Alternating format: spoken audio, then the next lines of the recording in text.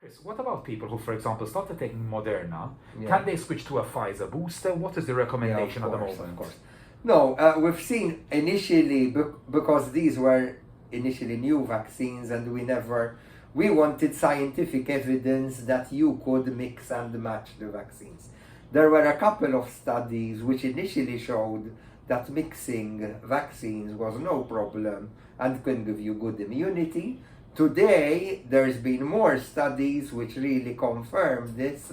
So actually, you can start with one vaccine and continue and with switch to the other without any cause of concern. No, these are mRNA vaccines. So if you start with Moderna and continue with Pfizer, or vice versa, no issues whatsoever. Obviously, as you're saying, science is in the making and we're getting more research. Exactly. Do you envisage that this will be an annual vaccination program?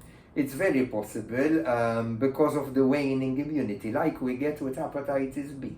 With hepatitis B, we healthcare workers every 5 years check our titer, and it might be that we take another booster dose. One important factor we have to remember is that we do get waning immunity with the COVID vaccines. It could be that in the future there will be other types of vaccine which could elicit a stronger immune response. But for the time being, yes, we would recommend that people take the vaccine. One important thing I wanted to mention is that a lot of people were saying these are vaccines which have been licensed for emergency use. No longer now. These are vaccines which have been given the full license. The time for emergency use has passed, and they have proven, I think we all have eyes on our faces. We know that the countries like ours who have taken a high rate of vaccination within the population are getting so good results.